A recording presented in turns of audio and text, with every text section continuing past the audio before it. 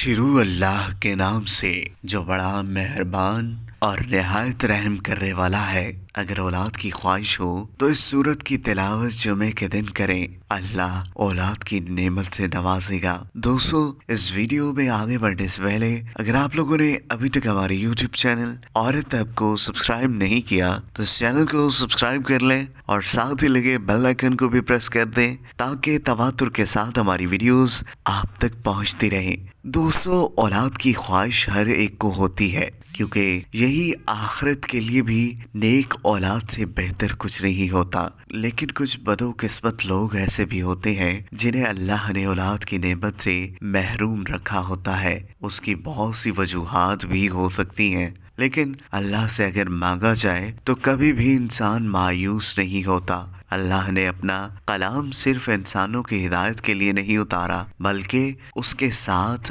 اس میں بہت سی بیماریوں کا علاج بھی ہے۔ خود ہی تو اللہ نے فرمایا ہے کہ ہم نے اس میں شفا رکھی ہے۔ قرآن مجید کی ہر سورہ کی اپنی ایک شان ہے، لیکن کچھ صورتوں میں اللہ نے ایک خاص تاثیر رکھی ہوتی ہے، جیسے کہ سورہ یاسین، جس کو قرآن کا دل کہا جاتا ہے، اور بعض روایات کے مطابق اس کو ایک دفعہ پڑھنا 10 دفعہ قرآن پڑھنے کے برابر ہے۔ اگر کسی کے ہاں اولاد نہ ہوتی ہو تو اسے چاہیے کہ جمعے کی نماز کے بعد باوضو حالت میں مرتب ہوتے ہیں 11 مرتبہ سورہ یاسین پڑھے، اور پھر انتہائی رقت اور عاجزی کے ساتھ اپنا سر سجدے میں رکھ کر رب تعالیٰ کی بارگاہ میں اولاد کے لیے دعا مانگے۔ حق تعالیٰ نے چاہا تو جلد ہی مراد برائے گی، اور تب اللہ تعالیٰ نیک اور صالح اولاد سے نوازے گا۔ اگر مراد پوری ہونے کی امید پیدا ہو جائے تو اس عمل کو ترک نہ کرے بلکہ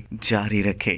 جائز انصاف کے اصول کے لیے اور مقدمے میں کامیابی حاصل کرنے کے لیے فجر کی نماز کے بعد 11 مرتبہ سورہ یاسین پڑھیں اور پھر تاریخ پر جائیں۔ تاریخ پر عدالت کی طرف جاتے ہوئے دل میں یاسین کا ورد کرتے رہیں، اور منصف کے سامنے پیش ہونے پر بھی دل میں یاسین کا وظیفہ جاری رکھیں۔ حق تعالیٰ نے چاہا تو انصاف کے اصول میں کامیابی ہوگی اور فیصلہ حسب منشا ہوگا۔ یاسین کے پڑھتے رہنے سے منصف کی طرف سے بے انصافی اور غلط فیصلہ دیے جانے کا خدشہ بھی جاتا رہے گا۔ کاروبار کرنے والے افراد کے لیے ہر روز باوضو ہو کر سورہ یاسین پڑھنا کاروباری مشکلات کو ختم کر دیتا ہے۔ دوستو، اگر آپ کو یہ ویڈیو پسند آئی ہو تو اس ویڈیو کو لائک کریں، کمنٹ کریں، اور ہاں، جاتے جاتے ہمارے یوٹیوب چینل عورت ہب کو سبسکرائب کرنا مت بھولیے گا۔